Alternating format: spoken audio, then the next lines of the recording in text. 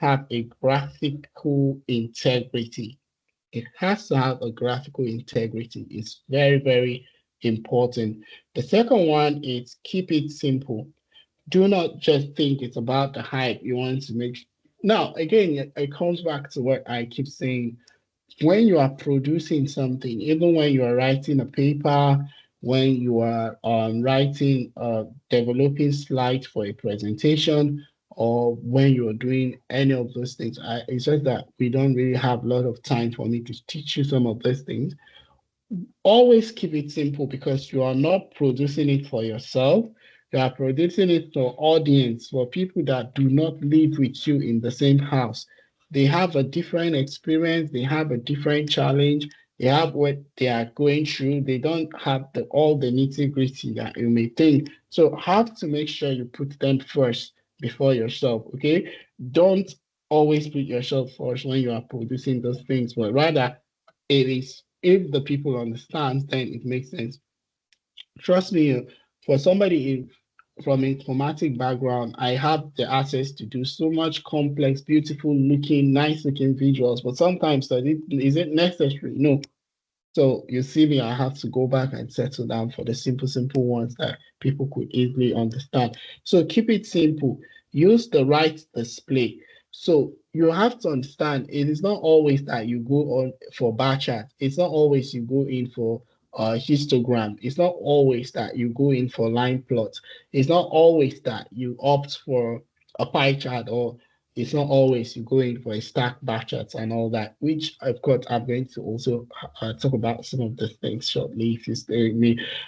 So don't lose it. Always understand that you have to also, again, like I talk about color selections, you have to keep the color codes in such a way that it accommodates, for example, the color blind people. And especially things like Heatmap. I see that issue a lot around when you're trying to create Heatmap. You'll be tempted to always go from cool, warm, or red, blue, and all that. And sometimes you actually missed out those people that have color blind that could not spot these things. And that on itself is biasness. You're already trying to cut off some set of people from having to enjoy what you are doing. All right. So use color strategically, which is also what I mentioned now. Tell a story with data. You have to understand, you have to put together different pieces in order for you to connect our stories. I don't know if you follow some of my writing on Facebook. Most of the time you see me writing, I tell about some of the stories that my father told me when I was small. It may look like a tale by moonlight, but most of the time, I use that to communicate a particular idea or a particular thing that is in my mind. But because I know that the audience, I may lose them, and I really want them to enjoy the story I want to pass, the message I want to pass, I shroud it around a tale or a folklore. And then by the time I make sure I get their interest, then I actually pass the real message I want to pass. So try to tell the story with data. So in that kind of scenario, the data is the story my father told me. So I'm bringing it out as a data to tell the story that I want to communicate to the people. Okay, so that's how you carry out effective visuals. So what is graphical integrity when we are talking about? Now let's look at this graph here. If if Bush tax cut expires, now this is top tax rate. So when the Bush tax is operating, you can see it is 35% down. But the moment it expires, it jumps to 39.6%. Now, this is very, very simple. This is easy for everybody to follow, whether you are a technical audience, you are not a technical audience. The moment you just look at this bar chart, you know what it means. Now, that's what we're saying. Keep it simple. Make it such that anybody can easily follow what you're trying to say. Don't try to hype. I know you have the skill. I know you could do it, but think about it this way. What is all the skills and all the things if it cannot actually carry people along? There is a local Idoma proverb that used to say is that it is in front of fire that the canvas of the he-goat is discovered. Now, we want to know we know you are an expert, but if your expertise cannot communicate that, even a child that is 4, then something is wrong. You have to find a way to communicate your idea such that a child that is 4 years can understand you. That's when you know that actually you're getting everybody right. Okay. So now again, you can see this um, graph was kind of they rotate the scale. So when they rotate the scale, they presented it in this kind of way where they put all the percentages just 10% difference. So we have 0%, 10%, 20, 30, 40%. Now they now show it again when bush tax cut expires. So you could actually clearly see the jump, around probably 4.6% jump if the tax expires in January 2013. Now let's look at another one, job loss by quarter. Now, this is showing us job that was lost by every quarter of the year. So this is December 2007, September 2008, March 2009, and June 2010. Now, it's very easy. Once I just looked at this graph, I don't need a magician to tell me that in December 2010, about 7 million jobs were lost. In September 2008, it was around 9 million, and in 2009, it was 13.5 million, and in June 2010, it was 15 million jobs that were lost. Simple and easy for you to follow. Now, again, you could decide to show people another way to present the data. But this again, it's very difficult. Why? Because again, like I said, look at the x-axis. It's really difficult for people to follow this write-up. So it's better you reduce the number of words on it so people could easily follow. So that kind of distortion. Look at another graph. This is a line graph which has scale on both sides. And now you could also again see there's a lot of wordings on this graph, which makes you to lose your audience. So for example, there's scale on the right, there's scale on the left. So which of the scale do you really want your audience to follow? Then another one is the headings, median household income in 2010, inflation adjusted dollars. Again, it's beautiful, but it's kind of long. So this kind of thing, it makes you to lose your audience. Rather, you can represent them one and the other. So we said the dollar scale along the vertical axis is narrowed to reveal the subtle yet consistent decline in median households since 2010.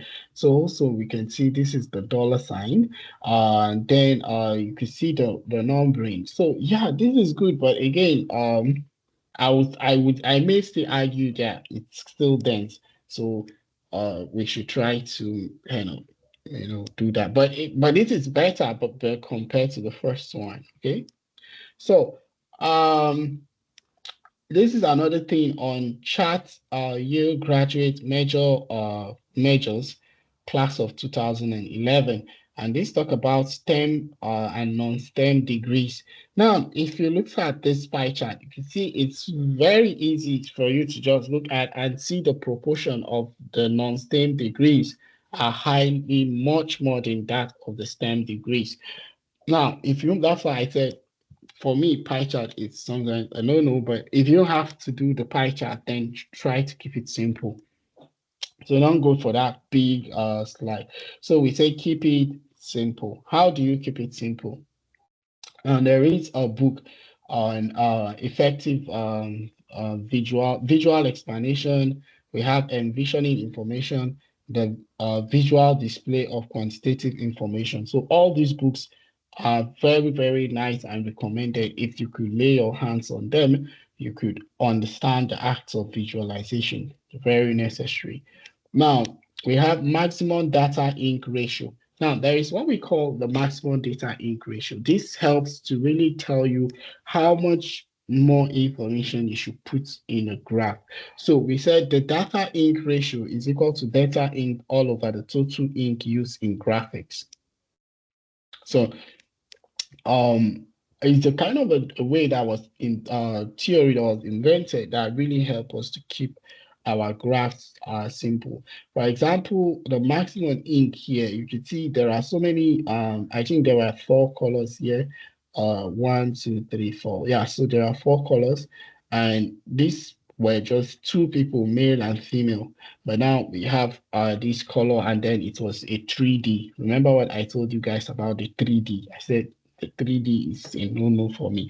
But let's look at what happened. So if we decide to remove the 3D, you see that complexity kind of reduced. And then, of course, we could see this is male, this is female. So very, very try to keep it simple. And then another person may decide to come and also think of how he could simplify it. But this is far better than when we have this 3D. Although people could still try to understand this, but now it's very kind of uncalled for. So you just try to keep it simple by trying to remove that from it. Now, why 3D pie charts are bad? So again, like I said, the 3D pie charts are not a good way of effective visualization. Now, when you look at this is a blue pixel, this is the red pixel. It's really kind of a waste for me. It's kind of adding a lot of complexity where it should not. Okay. Now, avoid chart junk. Again, you have to understand, try to keep it simple. Don't create so much tension where there where none exists. What is chart junks? We're talking of extraneous visual elements that distract the viewers from actually getting the message that you want to pass across. For example, why do you have to color this as sky blue or whatever color they use? Is unnecessary. You could just keep it white. Another thing, again, you could see that there are so much grid lines on this graph, which is uncalled for. You could keep one of the grid. Either you keep the horizontal or you keep the vertical, or better still, remove all the grid. So now let's see what happened. Now they try to remove the grid. So when you remove the grid, that makes sense. But again, we still have a bit of scale on the other side. So now they again remove the color, which try to keep it simple. Good. They deleted the scale on the other side, which again, you could see how it's becoming more clearer.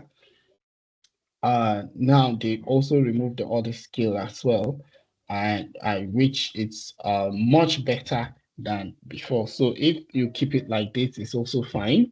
And if you decide to use this kind of scale, I think it's also not bad. So, but again, you can see from this one to this one. So you can see a very big difference between them. So always try to keep it simple. So these are the kind of graphs you should not do. Okay, one of it is something like this. You can see a 3D pie chart, or sometimes you even see people trying to make it looks decorating. Sometimes they even try to put a background. This is a very big distraction. Nobody is going to really have the time to look at all this. So you have to make sure you don't do that. So use the right display. Now, this is a sort of a cheat code for you to see the right things you should display. So if you are dealing with 2 variable per item, then you could use bar charts that has width among them. Okay, but let's say you are dealing with many categories. You could of course use sort of a matrix that has all the charts in it, and again you could remove them. So which is another way of presenting the information. If you are dealing with many items but have a few categories, then again you can use column charts, or you could use a horizontal bar chart. But if you are dealing with just one variable, then it's the other way around. Now, there is, when we have cyclical data, then it's good we can use the contour sort of plots to do that. It's also very effective. But when you are dealing with non-cyclical data, that it's kind of related to time series. So then you could think about things like line chart. When you have many categories with few period, of course, you could find a way to put some of the line chart one plot. When you are now talking about relationship, you're trying to look at what kind of association exists between two variables. You can think of scattered plot. You can also think of bubble chart when you have, let's say, three kind of relationship you're trying to see them. Um, Compositions, of course, that's where we talk about things like pie chart and the rest. But again, in composition, you can think of stack sort of plots. You can also think of stacked area chart or even the pie chart. But if you must use the pie chart, again, like I said, try to keep it simple, okay? You when it is static, you can think of something like waterfall. But when it's moving, of course, you can think of more like a stack moving. Then we have histogram where you are looking at distribution. So each time you are looking at distribution, always remember it's going to be associated with a continuous variable because you cannot peg these things. When we say continuous, in this case, we are talking of decimals, okay? When you have this 0.14, 1.2, and all this, these are decimal. So because they are decimals, we cannot just hold them on one quantifiable thing. So it's not a whole variable, but it's kind of continuous. So we think of things like histogram or line chart histogram or scatter chart and all that. But 3D, it's only when you have three variables to look at. And again, I still don't like 3Ds. Gets kind of complex. So um, when we talk about again, we are talking about comparisons. Uh, this is an example of a bar chart. How much does beer consumption vary per country? So this is Czech Republic, Ireland, Germany, Australia, United Kingdom, United States, and all that. So this was kind of the bar chart trying to see how those things vary. But now you can see. Let's talk about example of bar versus line. Now, this is a bar chart talking about female and male. You could decide to put them as line. You can also decide to represent them as bar chart. But if you are talking of bar chart, when you're talking of a male or a female, so you have to know these are whole items. These are a whole object, or these are things that are not quantifiable, but it's kind of like a scale or category. So bar chart is very good when you're dealing with that kind of situation. You can be able to represent that. So bar chart baseline starts at 0. So always remember to start the bar chart baseline from 0. Now, when you are dealing with trends, that's time series sort of data, then line sort of graphs are very effective because of course, it helps you to see how the movements are varying over a period of time, or we call them oscillations, if I'm not mistaken. So we kind of see how these things vary. So it helps us to keep track of how those things. But when we are talking of proportion, that's when we talk about things like pie charts. Of course, like I said, pie chart it's nice, but always make sure you keep it simple if you must use it. For me, I don't like it, but you will have to keep it very simple. Now, this is a way complex sort of chart because you can see it's in 3D forms. There are also colors, and this alone could make your life frustrating. Now, stack bar chart is another way that we try to represent information, and it's also very effective as well. But I think beyond 3, it becomes frustrating and challenging. So always try to take note of that. You don't go about using stack for everything. So you can see for this plot, it's kind of difficult to really, because it's around 4 variables. So sometimes it's difficult to really work with which of the variables the moment they stacked on each other. But if you decide to put it like using the stack area, then it's much easier for you to actually see the variability happening in the plot. Now you could see what's happening in south. When others were kind of up, the south was down. When others were kind of down, the south was a bit up, and then like that. So it's kind of much easier for you. So these are things you should not do. Do not do this kind of pie chart that has another pie inside it. That's way too complex.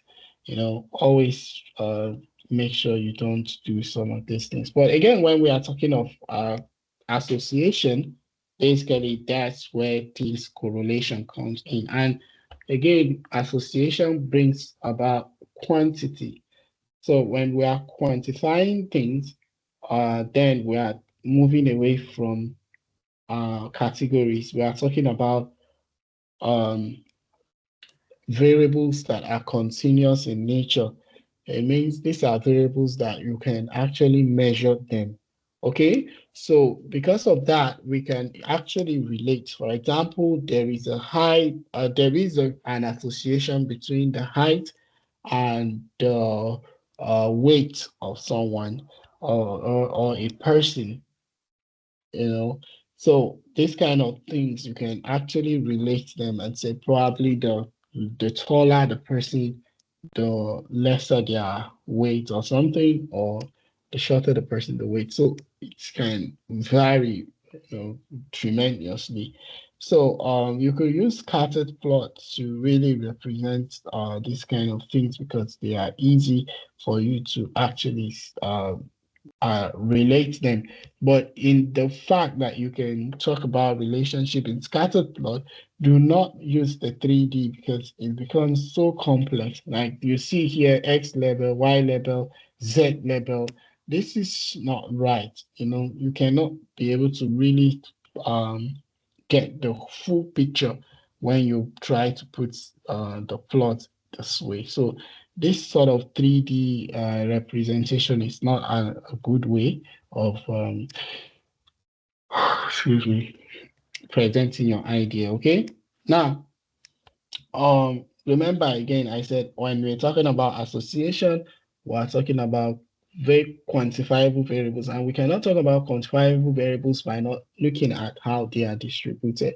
So that's where the things like histogram comes in. So histogram helps to give us how these things are distributed. Now let's come to when we trying to talk about distribution of something. You see, the reason when you see these variables, when they are represented on a histogram, sometimes there are higher concentrations around a particular point and maybe lower, or sometimes it's assumed a dumbbell shapes, like we used to say in statistics, is because when we measure something across so many samples, they are not homogeneous. There are that level of either we have variability that is existing inside within the variables, or the variability that is existing between the variables. So statisticians know these things, especially if you do things like ANOVA. Of course, you remember some of those things, we talked about them when we're trying to calculate the SSE and SSR sort of errors.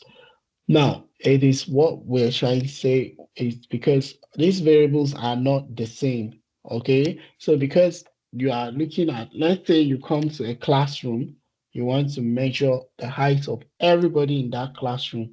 Some will be tall, some will be short, some will be medium size, stuff like that. So that variability within them is what help us to be able to. So there is that high level chances that most of the tall people will maybe aggregate around the same sort of height. Probably one of them is 7.6, another no, we don't have 7.6.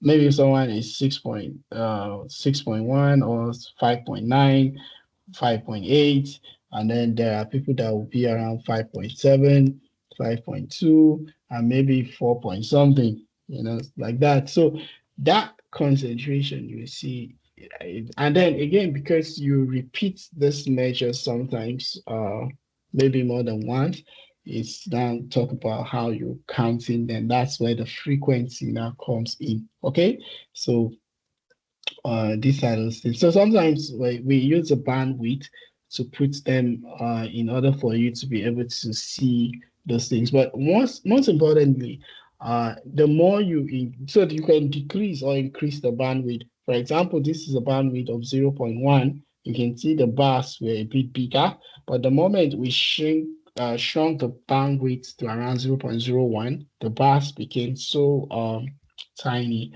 So take note of that. Then we also talk about things like density plots.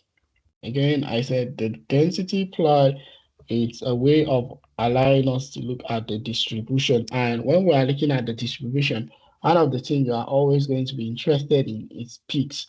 Where are they peaking? That peaks will help you to really understand that, okay, this is where this concentration is. Now let's zoom in to know what's happening. Then you now begin to dig deeper to investigate what's happening.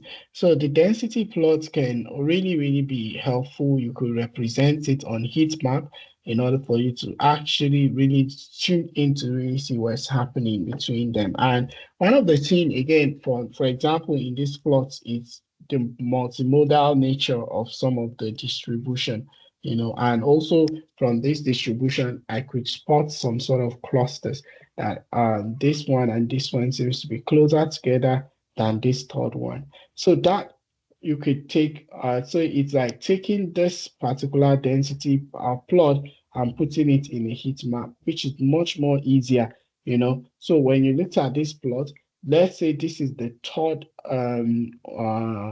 point you saw on the heat map, while this is the first peak and this is the second peak. So that's why the first and second peak are closer together compared to maybe the third one. So it's easier when you open those things up, if you put them in sort of a heat map to actually see what's happening.